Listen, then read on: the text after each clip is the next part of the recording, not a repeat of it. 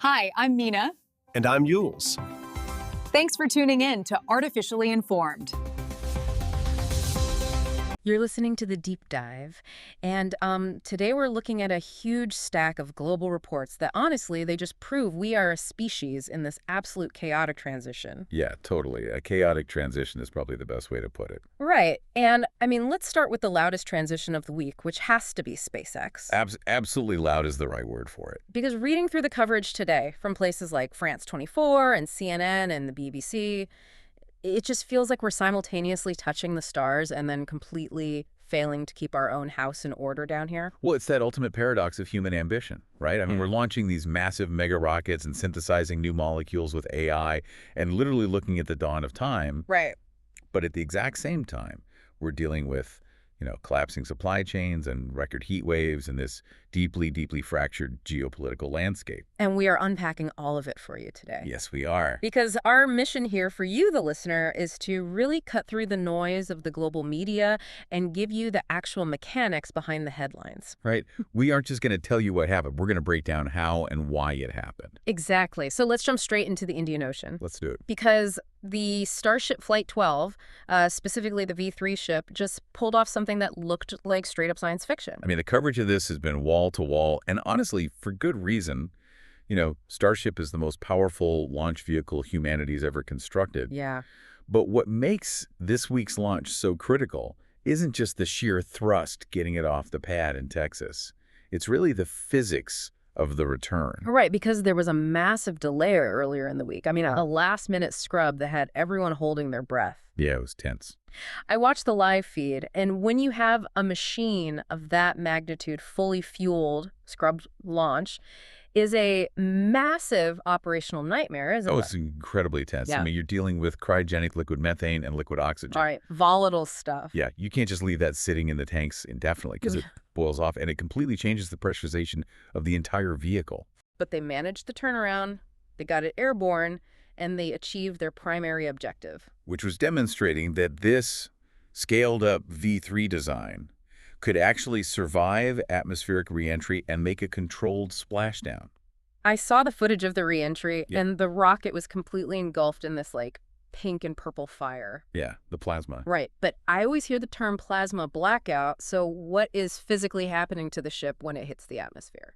Okay, so imagine jumping into a swimming pool from a diving board, Mm. right? If you enter smoothly, the water just parts. Yeah, you glide in. But if you belly flop, Yeah. the surface tension of the water slaps you really hard. Oh, yeah, that hurts. Well, when a rocket comes back from orbit, it's hitting the Earth's atmosphere at roughly 17,000 miles per hour. Which is just an unfathomable speed. Right, and at that speed, the air literally cannot get out of the way fast enough, so the ship is violently compressing the air molecules in front of it. Oh, I see. So it's pressure, not friction. No, exactly. That immense pressure generates extreme heat. We're talking thousands of degrees, and it gets so hot that the air itself turns into plasma. And plasma is like an electrically charged soup of ions, right? Exactly. It's an electrically charged soup, and that plasma soup actually blocks radio waves. Oh, which is why mission control loses contact with the ship for those few terrifying minutes. Yeah, the plasma acts like this impenetrable electromagnetic shield, so the ship's onboard computers have to handle the aerodynamics completely autonomously. Wow, until it slows down enough for the plasma to dissipate. Right, and watching it survive that crucible, orient itself and splash down in the Indian Ocean exactly where it was supposed to, is just a masterclass in aerospace engineering. It is, it's awe-inspiring. But, reading between the lines in Barron's today, the rocket launch is actually only half the story. The other half is happening on Wall Street. Right, because SpaceX is reportedly positioning for an IPO, an initial public offering, and analysts are throwing around a word that doesn't even sound real to me. Trillionaire. Trillionaire. Yeah, it's staggering to even comprehend. Well, if SpaceX goes public, depending on the valuation, it could propel Elon Musk into entirely unprecedented financial territory. But the broader impact is that an IPO democratizes access to the company's growth rate. Yeah, historically, SpaceX has been entirely closed off to the public. They've been heavily reliant on private equity and venture capital, and of course, government contracts from NASA and the Department of Defense. So everyday retail investors, folks using an app on their phone, will finally get a chance to buy a piece of the infrastructure. Exactly. But here's what I want to push back on a little bit, because we've always been sold the narrative that SpaceX is the Mars company, right? Right. The goal is to make humanity multiplanetary. Yeah, but is this IPO really about funding a colony on Mars, or is it kind of a Trojan horse? Because the financial filings suggest they are aggressively targeting the artificial intelligence market. Which is currently valued at something like $26.5 trillion. Right. So what's the play there? Well, that's the trillion-dollar question. I mean, to run advanced AI, you need three things: massive amounts of data, ultra-low latency connectivity, and immense computing power. Okay. Now look at Starlink SpaceX's satellite internet constellation. They aren't just providing Wi-Fi to remote cabins anymore. No, they are building a global low Earth orbit nervous system. Exactly. And if you integrate advanced AI into a global network that controls autonomous navigation and data routing, and potentially even orbital data centers, you aren't just a space transport company anymore. They're a global data empire. Right. The rockets are basically just the delivery trucks. The real commodity is the network they're building in the sky. Wow. So from an investment standpoint, an AI-integrated global network is far more immediately profitable than planting a flag on Mars. Yeah, whether that's a pivot or just a very smart way to fund the Mars ambition is up for debate. But the infrastructure they're building is definitely dual use. And while the private sector is rewriting the economics of space, the government is going through its own massive transitions right now, too. Yes, NASA, the National Aeronautics and Space Administration just swore in its 16th deputy administrator. Chad Anderson. Yes, sworn in by the current administrator, Jared Isaacman and Anderson, is bringing decades of experience from the Air Force and Space Command. And his mandate seems to be very focused on disciplined execution, because NASA is dealing with incredibly complex logistics for the Artemis program, which aims to establish a sustainable, long-term human presence on the moon. A moon base, it sounds so simple when you just say it like that, but the hardware required is insane. I was reading a piece on space.com about a Colorado-based aerospace company called Lunar Outpost. Oh yeah, they're launching a new lunar rover called Pegasus in 2028. But this isn't some stripped-down dune buggy like the Apollo astronauts drove around in. Not at all. Yeah. The Pegasus is designed for heavy-duty autonomy. It has to navigate treacherous, unmapped lunar terrain and carry complex scientific payloads. And operate in an environment where the temperature swings hundreds of degrees between sunlight and shadow. Right, and it has to deal with lunar dust, which is a whole other nightmare. Which brings up something I read in the research that completely blew my mind. Scientists have developed a new material to protect against molten lunar dust. Yeah. I didn't even know lunar dust could melt, let alone that it was a threat. Well, it's actually one of the biggest engineering hurdles of the Artemis program. Because on Earth, dust and sand are smoothed out over millions of years by wind and water erosion. Like a smooth pebble on a beach? Exactly. But on the moon, there is no wind or water. So when meteorites smash into the lunar surface, they shatter the rock into microscopic jagged shards. So lunar dust, or regolith, is essentially highly abrasive, jagged glass. Yes, and it clings to everything because of static electricity. Right, and it destroys mechanical joints and spacesuits. But the molten part comes into play with a concept called in situ resource utilization. Oh, so using what's already there. Right, because if we want a sustainable moon base, we can't ship every single brick and oxygen tank from Earth. Right. It's way too expensive. Yeah. So NASA plans to literally melt the lunar regolith using solar concentrators or microwaves to extract oxygen and create 3D printed building materials. I see. So you're cooking this jagged glass down into a liquid, and that liquid is incredibly corrosive to the machinery trying to process it. Exactly. This newly discovered material maintains its structural stability at extreme temperatures and resists the corrosive nature of the molten dust. So it's effectively a new type of high-tech armor that makes leaner manufacturing possible. Yes, it's fascinating. That is wild. We're forging new armor just to survive a construction site on the moon. But if one of these rovers or processing plants breaks down, you can't exactly call it a tow truck. Well, actually, DARPA is working on exactly that right now. DARPA, the Defense Advanced Research Projects Agency. Yes, they are preparing to launch a highly dexterous robotic deep space repair satellite in 2026. Oh, wow. And this is a massive shift in orbital economics, because right now, if a multi-million-dollar communication satellite breaks down in geostationary orbit, which is what, like 22,000 miles away from Earth?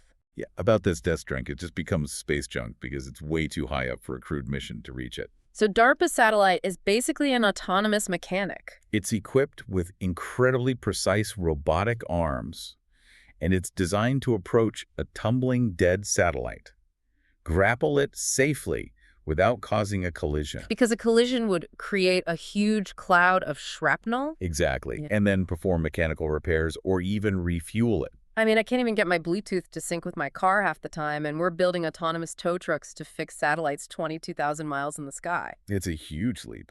But here is the bizarre cultural whiplash of all this, because with all this math and physics and tangible hardware, there was an incident on Capitol Hill last week. Oh, the astronauts? Yes, the astronauts assigned to the Artemis II mission were confronted by a conspiracy theorist who just started screaming at them, completely unhinged, accusing them of faking the original Apollo moon landing. It's a stark reminder of the fragmented information age we live in right now. It really is.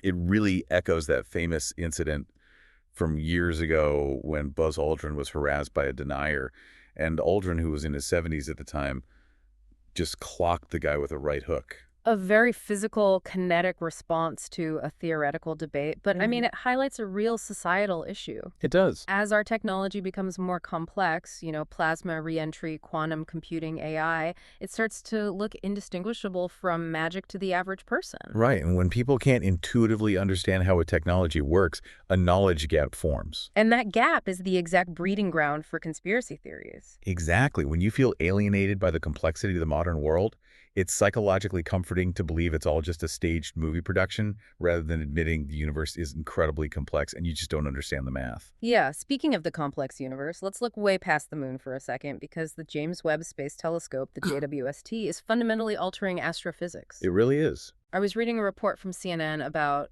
an exoplanet they've been studying. It's a hot Jupiter, which means it's a massive gas giant orbiting incredibly close to its star. Right. And the JWST literally gave us the morning weather forecast for a planet light years away. The precision of the JWST is still hard to fathom, honestly. They're using a technique called atmospheric spectroscopy. Okay, stop right there and break that down for me, because if a planet is light years away, we can't actually see the clouds, right? It's just a tiny dot of light. Right. So how do we know the weather? Well, we don't look at the planet itself. We look at the star. Yeah. It orbits. So when that exoplanet passes between its star and the JWST, the starlight filters through the exoplanet's atmosphere. Okay. Now, different chemical molecules absorb different, very specific wavelengths of light. Like a chemical fingerprint. Exactly. So the JWST captures that starlight and looks at the spectrum like a rainbow. And if there are black lines in that rainbow, it means certain wavelengths of light are missing. They were absorbed by the planet's atmosphere. Right? By reading those missing lines, scientists can tell you exactly what molecules are floating in the air of an alien world. That is just genius. And what they found on this specific hot Jupiter is mind-bending, because the forecast is cloudy in the morning, but the clouds aren't made of water vapor like here on Earth. No, they're made of silicates. It literally has sandy skies. Glass clouds, essentially. Glass clouds, and then by the evening, the atmosphere clears up for this incredibly hot, completely alien sunset. Yeah. We are tracking daily weather patterns on a world we will never, ever visit. And the telescope isn't just looking at isolated planets either. It's looking at the macrostructure of the universe. Astronomers recently found evidence, essentially galactic scraps, proving that our own Milky Way galaxy cannibalized and absorbed a smaller galaxy in its ancient past. Galactic cannibalism, I love the terminology astronomers use. It paints this incredibly violent, dynamic picture. It does. We think of the night sky as a static, peaceful painting, but it's actually an active ecosystem where galaxies consume each other to grow their dark matter halos.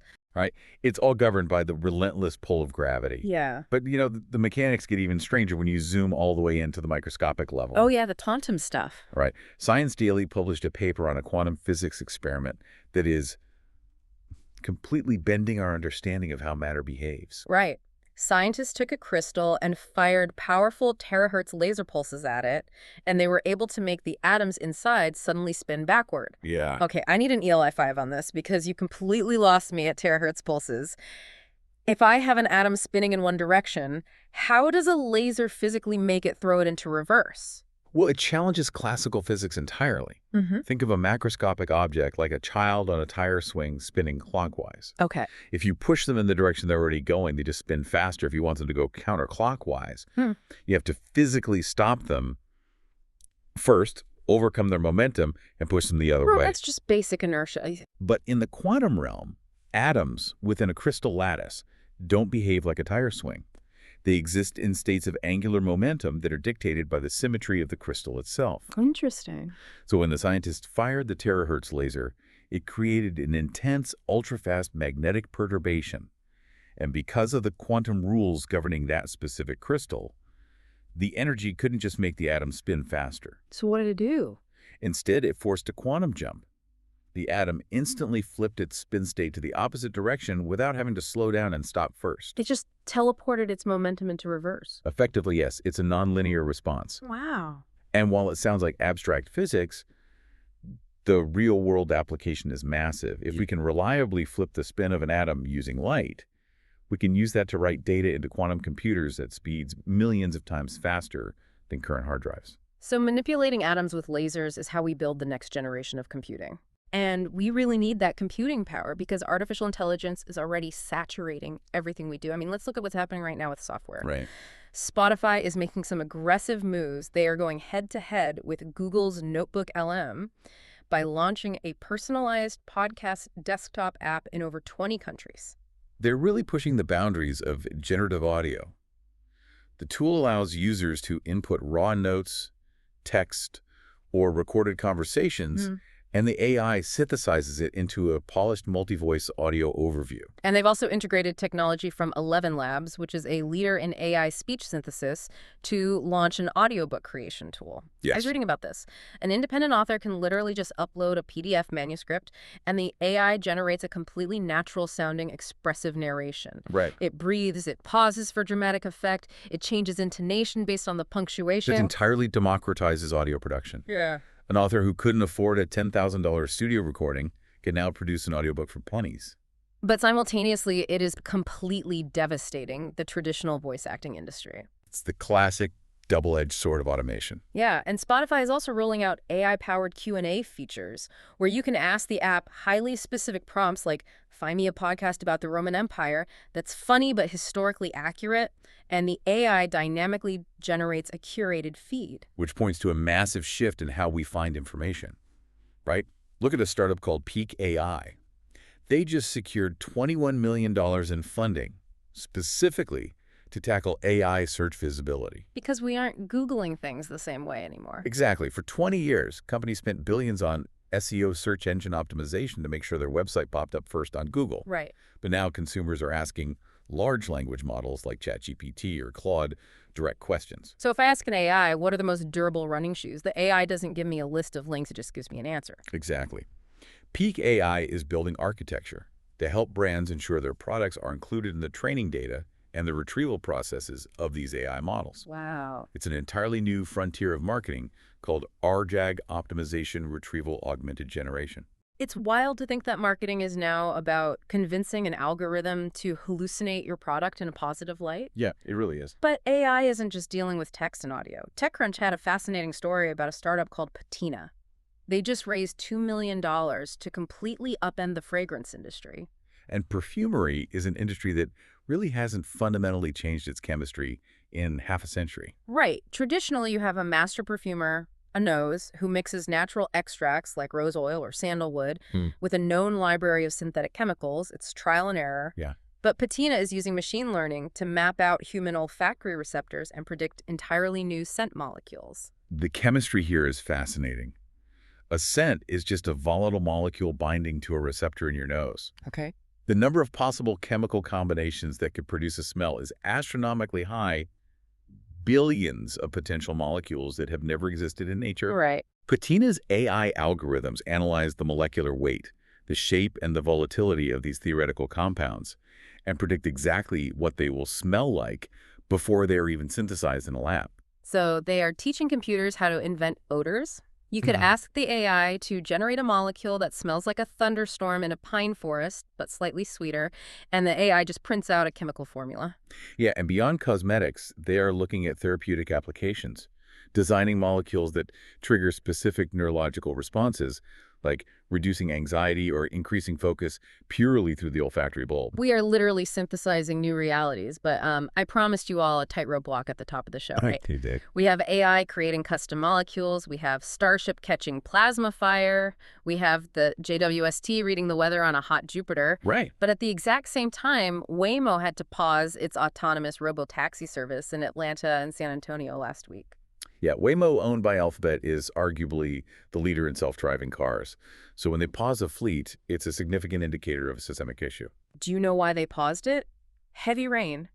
The robo-taxis literally kept driving straight into floodwaters. Yeah. I read a local report where one of these million-dollar cars just drove directly into a 2-foot-deep flooded intersection, stalled out, and had to be manually towed. Right. We can see sandstorms on exoplanets, but an AI car can't figure out what a puddle is. Why is that? Well, it perfectly illustrates the limitations of narrow AI versus general human intelligence. Waymo cars navigate primarily using LiDAR, light detection, and ranging. Okay. The car fires millions of laser pulses every second to build a highly accurate 3D map of its surroundings. So how does a puddle defeat millions of lasers? Because of specular reflection. When LiDAR hits a dry asphalt road, the light scatters and enough of it bounces back to the sensor to tell the car this is solid ground. Right. But still, water acts like a perfect mirror. When the laser hits a deep puddle, the light bounces off at an angle and never returns to the sensor. Oh, wow. So to the car's computer, a deep puddle doesn't look like an obstacle. It looks like infinite empty space or perfectly smooth pavement. Exactly. It confidently drives straight into the empty space and shorts out its battery. That is wild. It's an edge case. Human drivers have general intelligence. We see water, we see the ripple, we understand the context of a storm, and we instinctively slow down or reroute. Yeah, an AI trained purely on geometry and road rules lacks that contextual common sense. It's a stark reminder that the physical world is chaotic, unpredictable, and deeply messy. Nature always has the last word, and that struggle humanity using technology to survive a chaotic environment is not a modern phenomenon at all. Not even close. If we want to understand how deep that struggle goes, we really have to travel way, way back, because archaeologists are currently digging up artifacts that are fundamentally rewriting the timeline of human cognition. This takes us into some incredible discoveries from the past week. Yeah. Long before we were debugging LiDAR sensors, early hominins were facing down the elements with nothing but raw materials and immense creativity. Let's start with a discovery in Greece. An international research team working at an ancient lakeside site found something that completely upends the timeline. Yeah. Yeah, the wooden tools. Right, not stone axes, wooden tools. Hmm. And they dated them back 430,000 years. Finding wood of that age is a geological miracle. I mean, wood is organic matter. It's mostly cellulose and lignin. Mm-hmm. Normally, fungi and bacteria consume it within a few decades. Right. For wood to survive nearly 500,000 years, it has to be deposited in a perfectly anaerobic environment, meaning entirely devoid of oxygen. Like being buried in deep, undisturbed, waterlogged mud. Precisely. The mud seals out the oxygen, starving the bacteria that would normally cause decay. But the real shock here isn't just the preservation, it's the craftsmanship. Because they found a slender stick made from alder wood that had been intentionally shaped. Right. Why is that so groundbreaking? Didn't ancient humans always use tools? Yes.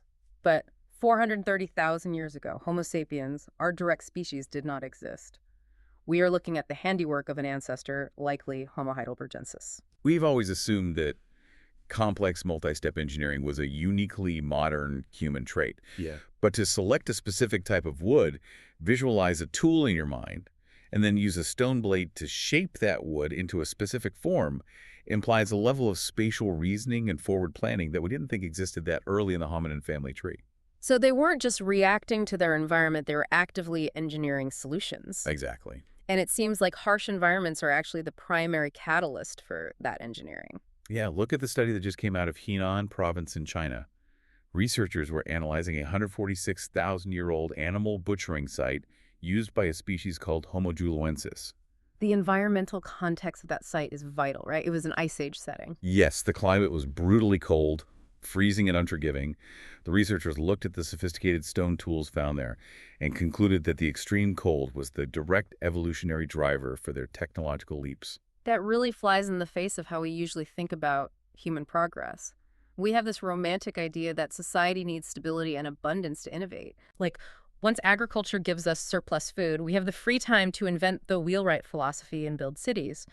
But this study implies that real raw innovation only happens when our backs are against the wall. It's the concept of evolutionary pressure. The lead author of the study pointed out that surviving an ice age requires immense cognitive flexibility. Yeah. When a winter lasts for months, calories are scarce. You can't just scavenge efficiently. You have to hunt large game, and more importantly, you have to process that animal perfectly. Right. You need advanced cutting tools to butcher the meat quickly before it freezes or attracts other predators. Exactly. And you need precision tools to scrape the hides to make clothing. If you fail, you freeze to death. So adversity, not comfort, forces the brain to rewire itself for problem solving. Necessity truly is the mother of invention. It's like cramming for a final exam, but the penalty for failing is the extinction of your entire species. Yeah, that's one way to put it. But humanity didn't just survive the ice. Eventually, we built civilizations and we figured out how to enjoy ourselves. Which leads to one of my favorite stories this week. Archaeologists in Shaanxi province, China, opened a sealed bronze vessel inside a tomb from the Qin dynasty dating back to around 221 BC, and inside they found a 2,300-year-old bottle of beer. It's a wonderful humanizing detail, isn't it? Chemical analysis of the liquid showed it was brewed from cereal grains and fermented using specialized starter cultures. Wow. It demonstrates that advanced brewing techniques were already deeply codified into the cultural and ritualistic fabric of early Chinese society. So you survive the Ice Age, you invent agriculture, you unify an empire, and then you figure out how to brew a cold one. Basically, yeah. But civilization also meant the birth of global, or at least regional, supply chains right in southwestern Spain. Researchers just mapped 6 previously unknown Bronze Age mines. And this solves a massive metallurgical mystery for decades. Archaeologists have found certain bronze and copper artifacts scattered across Europe. And based on the chemical impurities in the metal, they assumed these artifacts all originated from Scandinavia. But these newly discovered mines in Spain share that exact same isotope signature. So what does that mean for the history books? It means we have to rewrite the maps of ancient trade. It suggests that during the Bronze Age, Europe was not a collection of isolated tribes. There were vast, interconnected, heavily trafficked supply chains moving raw copper and finished goods from the Iberian Peninsula all the way across the continent. We think of supply chain gridlock as a modern pandemic problem, but thousands of years ago, merchants were probably stressing out over delayed shipments of Spanish copper. Oh, without a doubt. Let's dig even further back deep into the fossil record. Paleontologists in Dallas-Fort Worth just identified a new prehistoric marine species they are dubbing the T-Rex of the sea. Right. They are referring to a newly categorized mosasaur. Mosasaurs were colossal apex predators, right? Marine reptiles that dominated the oceans during the late Cretaceous period. Exactly. And finding a new distinct species helps paleontologists map out the biodiversity of ancient oceans and understand how these massive predators evolved to fill different ecological niches. And speaking of evolution, there is a mind-bending piece of amber from Myanmar. It's a 100-million-year-old piece of tree resin that trapped a prehistoric insect. Oh, the bug with the claws. Yes. The bug is fascinating because it has claws, but not just normal insect pincers. They look exactly like miniature crab claws. This is a perfect textbook example of convergent evolution. Break that down for me. How does a bug on land end up with the claw of an ocean crab? Well, convergent evolution happens when completely unrelated organisms independently evolve identical physical traits because they are trying to solve the same mechanical problem in their environment.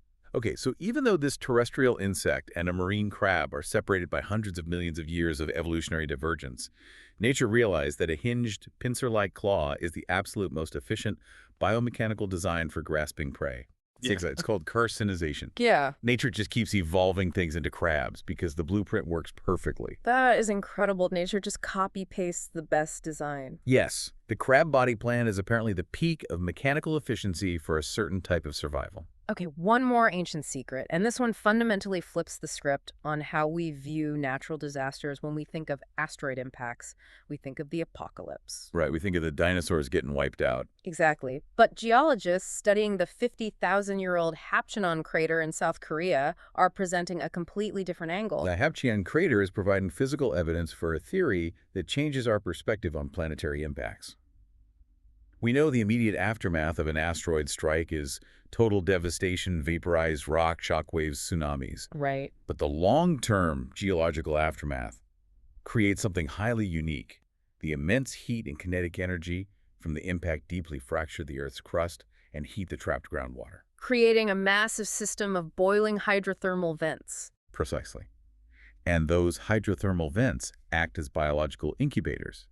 They create extreme, mineral-rich, warm environments in an otherwise barren landscape. Wow. These conditions are theorized to be the exact chemical laboratories needed for abiogenesis, the origin of life. So it suggests that while asteroids cause mass extinctions, the craters they leave behind act as cradles of life, fostering new ecosystems and driving rapid biological evolution. Yes, creation born directly from absolute violent destruction. It's a terrifying, beautiful cycle, and honestly, it's the perfect transition to our next topic, because just as asteroids violently reshaped ancient ecosystems today, our own volatile climate and geology are aggressively reshaping the world we live in. We are moving from the deep past right into the burning present. And the climate data crossing the wires this week isn't just breaking records, it's shattering them in ways that are forcing immediate societal changes. Let's look at the UK and Europe.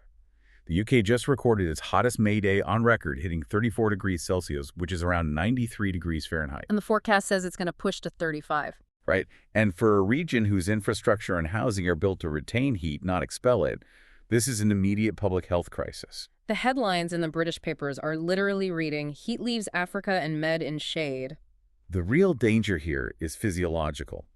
When a heat wave hits in August, the human body has had months of gradual warming to acclimatize. Right. We sweat more efficiently, our blood plasma volume expands. But when you get 34 degrees in May, the population hasn't acclimatized. We're seeing tragic reports across Europe of fatalities at amateur sports events. Oh, that's awful. Yeah, people are going out for a weekend run or a football match, treating it like a normal spring day, and they are succumbing to sudden heat stroke and cardiac arrest. It's lethal. Right. But here is the bizarre economic paradox happening in the UK right now.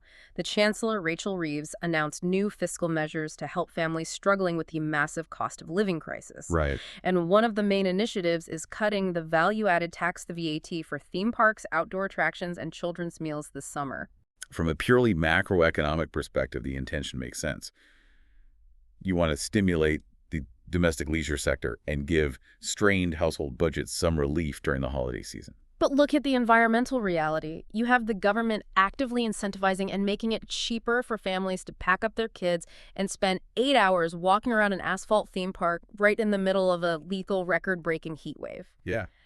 Economic policy is completely out of sync with climate reality. We're subsidizing exposure to extreme weather. It highlights how rigidly our governments operate.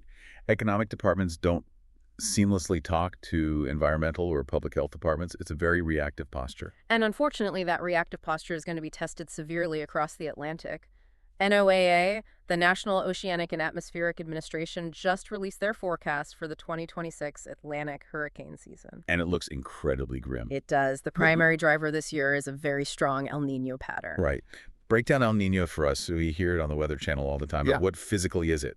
Okay, so in a normal year, trade winds blow west across the Pacific, pushing warm surface water toward Asia. This allows deep, cold water to rise to the surface off the coast of South America. Okay. But during El Nino, those trade winds weaken or even reverse. That warm surface water sloshes back eastward. And this massive shift in ocean heat completely alters global atmospheric circulation. So for the Atlantic, it changes vertical wind shear, the change in wind speed and direction at different altitudes. Right, and wind shear is what normally tears hurricanes apart before they can form. Exactly. But depending on the specific alignment of the El Nino phase, with record-high ocean surface temperatures in the Atlantic, which act as rocket fuel for storms, NOAA is predicting a highly active, incredibly destructive season. So coastal communities are facing a severe threat matrix this summer, raw atmospheric fury. But you know, we always frame extreme weather as a modern anxiety amplified by doom scrolling on social media. But I found a story in the research that connected us to the past in such a poetic way. The solar storm. Yes, scientists found physical evidence of a massive ancient solar storm. Space weather is a deeply underappreciated threat. When the sun undergoes a coronal mass ejection, it hurls a massive cloud of charged particles and plasma directly at Earth. And when that hits our magnetic field, it causes a geomagnetic storm. Exactly. But the way they discovered this ancient storm is what's fascinating. They didn't have satellites back then. They found it in trees. Right. By analyzing ancient tree rings, a field called dendrochronology, they found a massive anomalous spike in carbon-14. Yes, when High-energy cosmic rays from a solar storm hit the Earth's upper atmosphere. They interact with nitrogen to create carbon-14, which is a radioactive isotope. And the trees absorb that carbon dioxide during photosynthesis. So a massive solar storm literally leaves a chemical timestamp in the wood. And here's the detective work. They cross-referenced the date of that tree ring with historical documents, and they found a diary from a famous poet writing in the exact same year who described seeing terrifying red lights in the northern sky. Wow. It was a massive aurora borealis pushed incredibly far south by the strength of the solar storm. It's a beautiful merging of chemistry and literature. But the modern implication is terrifying. If a solar storm of that magnitude, similar to the famous Carrington event of 1859, hit Earth today, it wouldn't just give us pretty red skies. No, the electromagnetic surge would induce massive currents in our power grids, melting transformers and completely frying global satellite communications. The economic damage would be in the trillions. We're so incredibly vulnerable to the sky. And speaking of vulnerability, we have to acknowledge the acute tragedies happening on the ground this week in Mississippi. A massive tornado tore a jagged, chaotic path of destruction through multiple communities. It's a somber, brutal reminder of how quickly a neighborhood can be erased by a pressure drop. And moving from natural disasters to industrial ones, the news out of China is devastating. In Shaanxi province, there was a massive gas explosion at the Lushanyu coal mine. Current reports indicate at least 90 miners were killed. 90 people just going underground to earn a living and pull energy out of the earth. It's the deadliest mining disaster in the region in years. Coal mines are inherently dangerous due to methane gas pockets trapped in the coal seams. Right. If the ventilation systems fail or if methane levels aren't rigorously monitored, a single spark from heavy machinery can ignite a catastrophic fuel air explosion. Which raises massive questions about regulatory enforcement. China's industrial output relies heavily on coal. The tragedies of this scale point to systemic failures in safety protocols and the enforcement of mining regulations at the provincial level. And sometimes the industrial disaster doesn't explode, it creeps in. Garden Grove. Orange County, California authorities faced a massive chemical tank crisis. Right. A massive industrial storage tank became highly unstable, emitting toxic fumes and posing an imminent blast threat. They had to evacuate 50,000 people. The logistics of an urban evacuation of that scale are nightmare-inducing. You aren't just moving traffic. You have to evacuate hospitals, nursing homes, and vulnerable populations, all while trying to manage the panic of an invisible toxic chemical plume.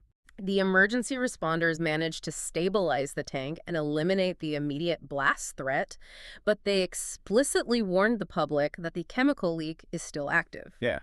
But here's the kicker: to add absolute insult to injury for those 50,000 displaced residents, FEMA, the Federal Emergency Management Agency, announced they will not be reimbursing anyone for their hotel rooms. From a policy perspective, this highlights a massive, rigid gap in the Stafford Act, which governs how FEMA operates. Okay. FEMA is designed and funded to respond to declared natural disasters, Sure. hurricanes, floods, earthquakes. When the crisis is technological or industrial, the federal funding triggers often don't apply.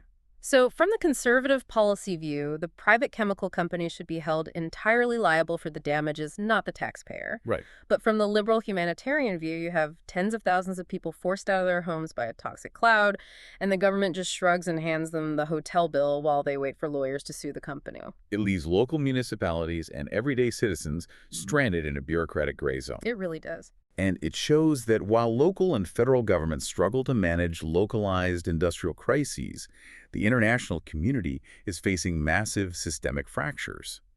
The geopolitical structures we rely on for global stability are buckling under the strain. Which brings us to the final and most intense portion of our deep dive today. We are looking at global geopolitics and the extreme fragility of peace. Yes. Now, before we get into this, I need to make a very clear disclaimer to your listener. The topics we are about to unpack involve ongoing, highly polarized, and deeply complex global conflicts. Right. As your hosts, we are absolutely not taking a side. We are not endorsing any political viewpoint. Our job is strictly to report the facts, the statements, and the strategic movements exactly as they are presented in the mainstream global news outlets provided for this research. A vital distinction. We are looking at the chessboard. We are not cheering for a specific piece. Exactly. The global landscape is volatile, and understanding the mechanics of these conflicts requires objective analysis of all perspectives involved. So let's start with the U.S. and Iran if you followed the daily news cycle. The diplomatic whiplash is enough to make you dizzy. It is. One day, U.S. President Donald Trump gives a public statement asserting that Iran is getting a lot closer to an agreement, and the global markets reacted instantly to the optimism. Oil prices dropped 5% in a single day. Because the markets crave stability. Right. But that rhetorical optimism is completely disconnected from the tactical reality on the ground. While diplomats were sitting at a table in Doha, Qatar, actively engaging in peace talks, the United States launched targeted military strikes. Right, and Iran furiously condemned the strikes, calling them a gross violation of the ongoing ceasefire framework. It's negotiation by fire. Mm-hmm. How do you sit across a table and discuss nuclear enrichment or sanctions relief while airstrikes are actively hitting targets? And to add to the chaos over the weekend, President Trump had a sudden unexplained schedule change. The media vacuum instantly filled with rampant speculation that a major military escalation was imminent. It's the definition of modern brinkmanship. Both sides are using military posture to gain leverage at the negotiating table. But Iran isn't just reacting with press releases. They are exerting physical control over global choke points. Look at what's happening in the Strait of Hormuz. The Strait of Hormuz is arguably the most critical maritime artery on the planet. Absolutely. A massive percentage of the world's daily oil consumption and liquefied natural gas passes through that incredibly narrow waterway between the Persian Gulf and the Gulf of Oman. Right. And at its narrowest point, the shipping lanes are only 2 miles wide in either direction. Iran recently established the Persian Gulf Strait Authority, and they are significantly tightening their grip. Yes, they are now requiring commercial vessels to obtain specific permits for passage and coordinating directly with the IRGC, the Islamic Revolutionary Guard Corps. They are turning a free transit international waterway into a toll road. And I read they aren't just threatening ships, they are threatening to charge fees for the undersea fiber optic internet cables that run through the strait. They were literally threatening to tax the physical backbone of the internet. Wow. It is a brilliant, albeit aggressive, multi-domain strategy by threatening both global energy supplies and global data infrastructure. Iran maximizes its asymmetrical leverage against the West. And in response, the UK government is actively preparing a maritime naval mission to help clear the shipping lanes and protect commercial vessels. So you have Western naval warships escorting oil tankers through a 2-mile-wide channel controlled by the IRGC. It is a powder keg where a single miscalculation by a radar operator could ignite a regional war. And unfortunately, the powder keg has already exploded in Eastern Europe.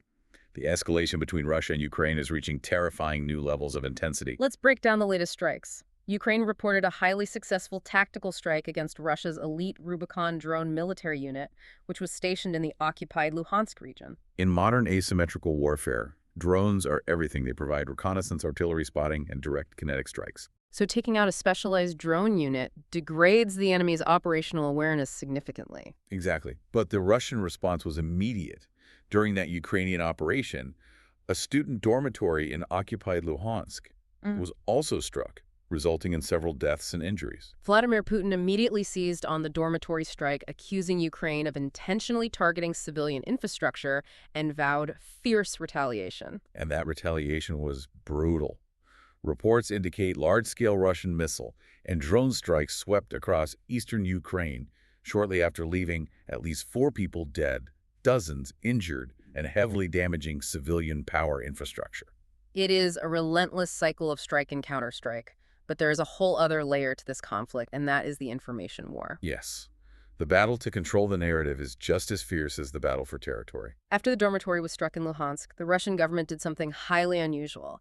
They actively invited foreign journalists from Western outlets to come to the site and survey the damage. They wanted to push their narrative of Ukrainian aggression against civilians, but the international media response was incredibly telling. EU leaders remained completely silent on the invitation, and major Western outlets, including CNN and the BBC, explicitly declined the invitation to visit the site. Japan even went a step further, formally prohibiting its journalists from attending the Russian-sponsored tour. Wait, why would news organizations turn down access to a strike site? Isn't their job to go look at the damage? Well, it highlights the deep fractures in how modern war is reported. Western media outlets are highly skeptical of state-sponsored press tours in occupied territories. Because the fear is that the site has been sanitized or manipulated. Exactly, and that the journalists will be used merely as props in a propaganda campaign rather than being allowed to conduct independent, verified, open-source intelligence gathering. But by declining the invitation, they hand Russia a massive talking point. Russia can just turn around and say, look, we invited the West to see the truth, and they refused to come. Right, it's a zero-sum game of narrative control. The truth becomes a casualty of geopolitical posturing. It's exhausting to watch, and everywhere you look, humanitarian efforts are becoming militarized flashpoints. Look at the fallout this week off the coast of Gaza. Israel intercepted and subsequently deported hundreds of international activists who were part of an aid flotilla attempting to breach the blockade and reach the besieged area. The flotilla incidents are a recurring and incredibly polarizing flashpoint. Right. The activists firmly stated their goal is purely humanitarian, delivering aid and medical supplies. While Israel maintains that the maritime blockade is an absolute security necessity to prevent weapons smuggling to militant groups and intercepts these vessels to maintain that perimeter. But the diplomatic fallout from these specific deportations is causing a massive headache. The European outrage is palpable. Germany officially reported that their deported citizens arrived in Turkey, presenting with injuries, heavily implying mistreatment during their detention by Israeli authorities. And the diplomatic friction escalated rapidly. The UK government was so incensed by the situation that they formally summoned Israel's ambassador to London to condemn the treatment of the activists. For our listeners who aren't familiar with diplomatic protocol, what does summoning an ambassador actually mean? It's a severe diplomatic rebuke. Normally, diplomats communicate through plate cables or scheduled meetings. Okay. Summoning an ambassador means a government is demanding the foreign representative present themselves immediately to receive a formal dressing down or protest. It signifies a serious public breakdown in standard friendly relations. And the tension isn't confined to government offices. It's spilling onto the streets in Spain. Riot police violently clashed with flotilla supporters who had gathered at an airport to protest the deportations. Right. So when humanitarian aid attempts become military intercepts, how do global alliances survive? You have the UK and Germany, who are historically staunch strategic allies of Israel, publicly condemning their actions and issuing formal diplomatic rebukes. It forces allied nations into an incredibly tight diplomatic corner. Governments have to balance their strategic long-term geopolitical alliances with their commitments to international human rights standards and the immediate outrage of their domestic public opinion. And when those elements clash, the alliances begin to fray. It's exactly what we mean when we talk about the fragility of peace. It's a house of cards. It really is. And as if human-made conflict wasn't devastating enough, the global community is also facing a terrifying biological emergency. The Ebola crisis in the Democratic Republic of Congo is escalating, and the details are harrowing. The world is tracking an outbreak of the Bundibugyo strain of the Ebola virus. It's a hemorrhagic fever, and it is exceptionally lethal. The outbreak has already claimed 177 lives. But what makes this specific outbreak a nightmare for health officials is the geography, right? Yes, it is spread deep into South Kivu, which is actively held by rebel militias. So you are trying to fight one of the most deadly contagious viruses on the planet in the middle of an active war zone. Exactly. Epidemiologists rely on strict contact tracing and isolation to stop Ebola. But how do you trace contacts when the population is constantly fleeing gunfire? You can't. Right? Humanitarian organizations are trying to deliver care while navigating armed checkpoints, violence, and a deeply rooted historical mistrust of central government authorities by the local population. The WHO, the World Health Organization, is pleading for urgent international action. And the ripple effects of that fear are spreading globally. Yeah. The U.S. enacted strict entry measures, funneling anyone arriving from the DRC through specific airports with enhanced health screenings. The global paranoia is very real. An Air France flight headed for the U.S. was literally diverted to Montreal mid-flight just because the crew realized a Congolese passenger was on board who hadn't gone through the updated screening protocols. But the paranoia in Western airports pales in comparison to the absolute despair on the ground in the Congo. There was a report detailing a horrific scene at an Ebola treatment center. Families driven by profound grief and deep cultural traditions were desperately trying to reclaim the bodies of their loved ones for burial. Right, and the situation became so volatile and crowded that local police had to fire live ammunition into the air just to disperse the crowds. It breaks your heart. You have to understand the human element here. These families are watching their loved ones die behind thick plastic isolation sheets. And then they are told they cannot perform their traditional sacred burial rites because the bodies remain highly contagious biohazards. And the medical workers trying to help are breaking under the strain.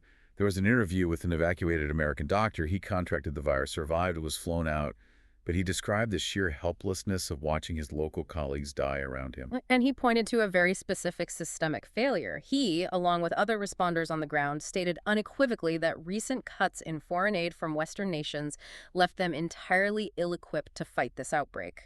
They lacked the basic resources, the personal protective equipment, the isolation tents, the staffing required to build a firebreak around the virus. It's a devastating indictment of our global priorities. We have the medical knowledge to contain this. We know exactly how Ebola spreads. Right. But because of bureaucratic funding cuts and regional warfare, 177 people are dead, and the virus is still moving. It requires a coordinated, unified global response.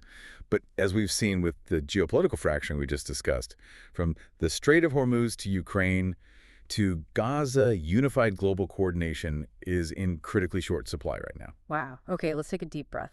We have covered an immense amount of ground today on this deep dive. We started by looking up, way up. We broke down the extreme physics of the most powerful rocket in human history, splashing down in the Indian Ocean, paving the way for a multi-trillion-dollar AI space economy. We marveled at DARPA robots preparing to fix satellites in the void, and the James Webb Telescope reading of the silicate sandstorms on alien worlds. And then we looked deep into our own past. We discovered that our ancestors were engineering wooden tools 430,000 years ago. And that the freezing, brutal conditions of the Ice Age might have been the very crucible that forged human creativity and survival. We felt the heat of our restless Earth, with record-breaking temperatures baking the UK tornadoes ripping through Mississippi and devastating coal mine explosions, reminding us of nature's raw, indifferent power. And finally, we navigated the incredibly complex, often tragic realities of modern geopolitics, from the tense standoff in the Strait of Hormuz to the heartbreaking, conflict-ridden Ebola wars in the Congo. It brings us right back to the paradox we started with. We began today talking about humanity's incredible ability to innovate. Using artificial intelligence to dream up entirely new scent molecules and building robotic arms to repair communication arrays in the freezing vacuum of space. Yet we end on the sobering reality of industrial chemical leaks, collapsed supply chains, and viral outbreaks exacerbated by human warfare. It really leaves you wondering. It raises the ultimate question, as our technology reaches godlike heights. Why does our ability to manage our own planetary home and live peacefully with each other remain as fragile as those 430,000-year-old wooden tools? We can map the cosmos, but we still struggle to master ourselves. Exactly. That is the exact thought I want to leave you with today. We have the sheer intellectual power to reach the stars, but we still have to figure out how to survive down here on the ground. Yeah.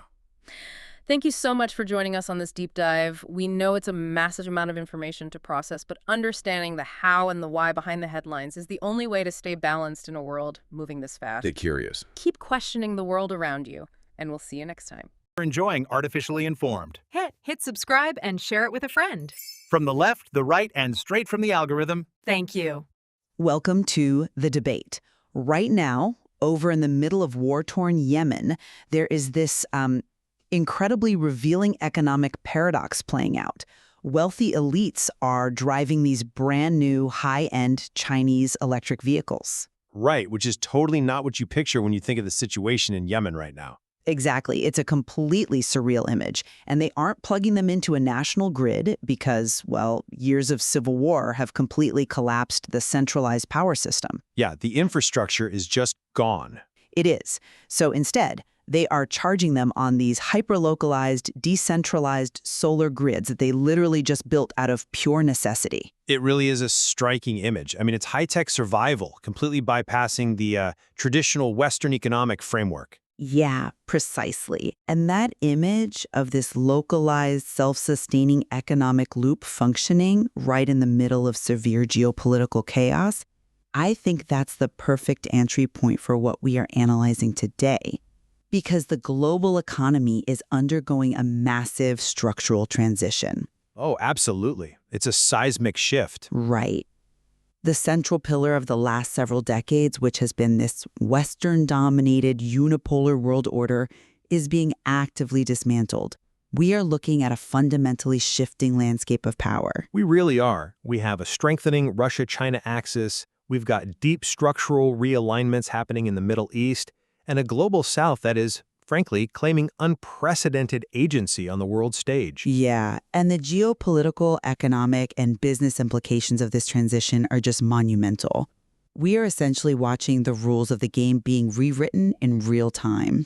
And pragmatically resilient global economy? Or does it drive the planet toward dangerous fragmentation, the weaponization of supply chains, and inevitable conflict? And I will be arguing that this dismantling of the traditional order breeds systemic instability.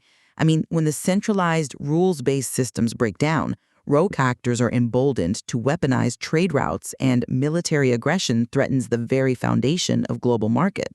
And I will be contending that this multipolar shift is actually a necessary and ultimately stabilizing economic correction. I firmly believe it empowers regional autonomy and fosters pragmatic, interest-based market cooperation, which finally moves us past an outdated model of ideological hegemony. Well, to really understand the gravity of this shift, I think we have to look at the physical mechanics of this fragmentation. Because at its core, capital requires predictability, right? Sure, markets hate uncertainty. Exactly. And the current geopolitical realignment is fundamentally destabilizing precisely because it dismantles the rules-based system that allows global markets to forecast risk. Let's look at the source material detailing that recent summit in Beijing between Vladimir Putin and Xi Jinping. The one that was very heavily publicized. Right, that one. This was not just a standard bilateral trade agreement. It was explicitly framed as a revolt against the quote-unquote free world order. And the consequences of this ideological revolt are terrifyingly tangible right now. Why come at it from a different way? The underlying assumption there is that the traditional Western-led unipolar system was inherently stable in the first place. Which it generally has been for global trade, hasn't it? I would argue it wasn't. That ignores the fact that the unipolar model was already culturally fragmenting and fundamentally brittle. What we are witnessing isn't necessarily descent into chaos, but a transition toward a more decentralized planetary resilience. Resilience is a strong word for what we're seeing. But think about it. If we reframe that Russia-China alliance, it is actually a highly rational, pragmatic response to Western sanctions. When one pole of the world attempts to dictate the economic boundaries of the entire globe, the rest of the world will naturally build parallel structures to survive. But those parallel structures are inherently violent. I mean, we are witnessing a devastating war in Ukraine right now that risks collapsing the state into a purely militant organization, entirely detached from normal civilian economic function.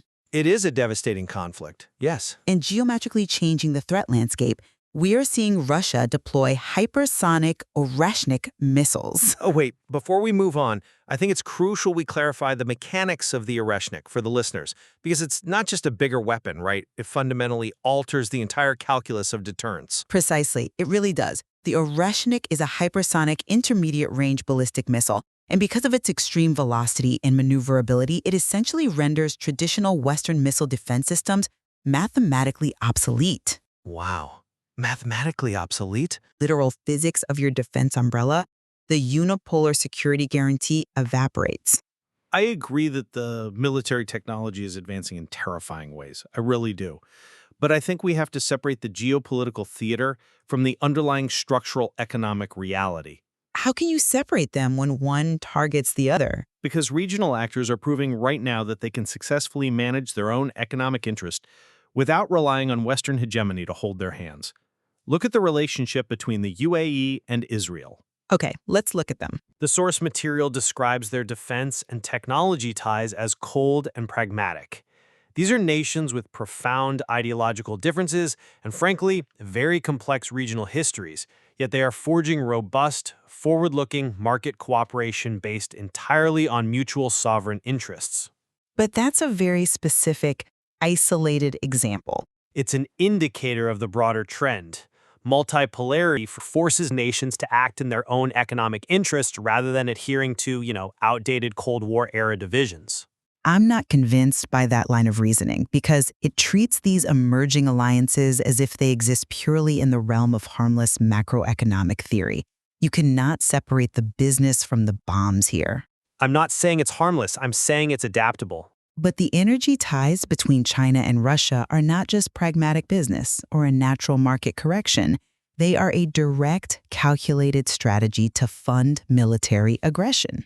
But the European market is adapting to that reality. Is it really adapting, or is it just surviving on borrowed time? The European Union has taken a massive strategic gamble in its support of Ukraine, and in response, Russia is explicitly threatening systemic strikes on military targets in Kiev. The rhetoric is definitely escalating, yes. It's more than rhetoric.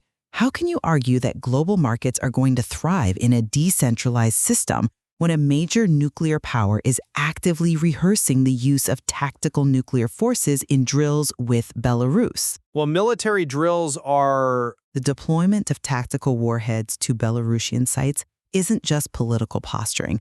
It is a mechanism of extreme market coercion. You simply cannot plan a 10-year continental supply chain when nuclear brinkmanship is being used as leverage in regional disputes.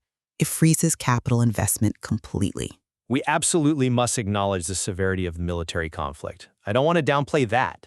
But when the unipolar system attempts to isolate major economies, it inevitably forces innovation, and that creates new market efficiencies. Efficiencies born out of desperation, maybe. But let's look at how the global market is actually adapting to these vacuums. China's economic expansion is filling gaps globally in ways that demonstrate incredible market resilience. Chinese electric vehicle brands are successfully expanding into Europe right now. Which European regulators are actively fighting, by the way. They are terrified of that influx. Some are, yes. But interestingly, if you look at the source material, local European automotive suppliers are surprisingly poised to benefit from this influx. Really? The local suppliers? Yeah, instead of relying solely on legacy Western manufacturers who are honestly struggling with massive transition costs, these local suppliers are integrating into new diversified supply chains. The market adapts efficiently. I suppose that's one way to view it. It builds decentralized solutions, like we saw with the EVs and the solar panels in Yemen, even in the absolute most conflict-ridden environments on the planet. You mentioned bypassing legacy systems in Europe and Yemen, but we are seeing that exact same blueprint being weaponized right now in the Middle East. Let's look at the immediate physical choke points for planetary trade. Okay. Multipolarity hasn't created resilience there. It has exposed severe market vulnerabilities. You're referring to the Strait of Hormuz, I assume. Yes, the Strait of Hormuz, the central artery for the world's energy supply. In a decentralized world, regional powers feel emboldened to literally hold the global economy hostage. Iran is actively tightening its control over the strait. They are definitely flexing their regional muscle. They've established the Persian Gulf Strait Authority, the PGSA. They are now officially demanding permits for vessels to pass, forcing international shipping companies to coordinate directly with the Islamic Revolutionary Guard Corps. Which is admittedly a profound shift in maritime law. They are effectively claiming sovereign control over an international transit corridor. It is literal rent-seeking on the global energy supply. I mean, by creating a zone of control that restricts operations for countries they deem hostile, they are explicitly weaponizing the flow of LNG and oil. The risk is there, yes. And the mechanics of how they are doing this financially are just as alarming. They are engaging in talks with Oman right now over a specialized ship payment system. To bypass the US dollar? Exactly. To bypass SWIFT entirely. This isn't just about ships. It's about building a completely parallel financial plumbing system. A decentralized financial system. But think of the cost. If Iran and Oman can settle maritime transit fees outside the dollar, they completely circumvent Western sanctions. When you remove the unipolar guarantor of maritime security, you don't get pragmatic cooperation, you get regional powers acting as toll collectors, drastically inflating global shipping and energy costs. That's a compelling argument, but have you considered how the financial markets are actually responding to this? Because the data tells a remarkably different story. How so? Well, the markets are currently pricing in diplomacy, not catastrophe. Despite the PGSA, despite the localized payment systems you mentioned, oil prices recently hit a 2-week low, sliding by about 5%. But that price drop was highly speculative, wasn't it? It was based on market optimism that a U.S.-Iran peace deal is actually within reach. We have reports from the source material quoting Donald Trump stating that a deal was largely negotiated. Right, that was a surprising statement. And Tehran itself has noted that the gaps in negotiations have started to narrow. Here is the core truth of multipolarity. It forces diplomacy, because no single actor can simply dictate terms anymore. They have to negotiate. Or they just find backdoors. They cheat the system. Finding a backdoor is a form of participation. We see clear evidence that these nations still actively want to participate in the global community, just on their own terms. Look at the upcoming 2026 FIFA World Cup. Okay, shifting gears to sports. It's relevant, trust me. Iran is moving its training base from the U.S. to Mexico, specifically to Tijuana. And they did this with official FIFA approval. I'm struggling to see how moving a soccer training camp to Tijuana equals a stabilizing global market. Because it shows a deep underlying desire to remain integrated in international frameworks and global events. They aren't retreating behind some new iron curtain. They are navigating geopolitical friction through pragmatic workarounds rather than total isolation. By going to Mexico instead of the U.S.? Exactly. Mexico provides a perfectly viable node for them to interact with the global system without having to submit to Washington's direct oversight. It's decentralized participation. I see why you think that, but let me give you a different perspective on how those workarounds function, particularly when we look at the broader global south. You frame Mexico hosting Iran as regional actors claiming agency. The reality is far darker. Darker in what way? Well, Latin America and Africa are increasingly being turned into dangerous proxy battlegrounds to fill this unipolar power vacuum. I don't think they are just sitting around waiting to be conquered. They are asserting their own interests. They are caught in the crossfire. Look at the U.S. Justice Department's recent indictment of former Cuban President Raul Castro for the 1996 plane downings. The timing of this is deeply strategic. You think it's a signaling move? Absolutely. It's accompanied by rhetoric from Donald Trump declaring that it looks like he'll be the one to intervene in Cuba. Why? Explicitly, to counter the growing influence of Russia and China in the Western Hemisphere. That is the very definition of proxy conflict. But that is a vestige of the old unipolar mindset. It's the idea that the West must constantly intervene its bloc Eastern influence. It may be the old mindset, but the West has a terrifying new mechanism to enforce it: private sector technological dominance. We are focusing so much on statecraft, but the United States will maintain its leverage through companies like SpaceX. SpaceX is a private company, though. A private company with massive geopolitical sway. We're looking at an upcoming SpaceX IPO that could raise up to $75 billion, potentially pushing Elon Musk's net worth into trillionaire territory. Space logistics are crucial, sure, but how does that dictate multipolar geopolitics on the ground? Because SpaceX isn't just about orbital logistics anymore. They are aggressively pushing into the $26.5 trillion artificial intelligence market. Wait, through orbital compute? Yes. This is the aha moment. If you combine Starlink's monopoly on satellite internet with AI compute nodes located physically in low Earth orbit, the physical infrastructure of the 21st century digital economy becomes almost exclusively Western-owned. That is a massive consolidation of tech power, I'll admit. Right. So the Global South's agency won't matter if they are entirely reliant on a Western corporate constellation for their basic digital and AI infrastructure. It essentially forces the Global South to remain dependent, regardless of multipolar diplomacy. I'm sorry, but I just don't buy that. Let me tell you why. Treating Latin America or Africa as just a geopolitical chessboard where nations are merely proxies waiting to be dominated by Western AI or Russian energy, it fundamentally misreads what is happening on the ground right now. How so? They don't have their own orbital AI networks. They don't need them to exert sovereignty. The Global South is claiming its own agency, and they are doing it through the mechanisms of international law completely independent of U.S. or Chinese dictates. International law is only as strong as the entity enforcing it, though. But the consensus itself holds power. Let's examine the Guyana-Venezuela territorial dispute from the source material. Venezuela is claiming a massive portion of Guyana based on historical grievances, actively challenging the 1899 arbitral award. which is a huge regional crisis. It is. Now, what is fascinating and deeply indicative of this new multipolar maturity is how African nations are reacting to this case. They are watching it very closely. More than just watching. Because of their own history with arbitrary colonial borders drawn by European powers, African nations deeply understand the principle of utai possidetis juris. And for the listeners, that's the legal doctrine stating that newly formed sovereign states should retain their pre-independence borders, right? Exactly. That's the one. If you open the Pandora's box of redrawing colonial borders in South America, you risk destabilizing the entire African continent. That makes a lot of sense. So African nations are actively advocating for stability and the rule of law in Guyana on their own terms. This is a profound moment of South-South legal solidarity. It is an interesting legal coalition. They are not waiting for Washington's permission or Beijing's backing. They are leveraging shared historical experiences to advocate for stability in the international order.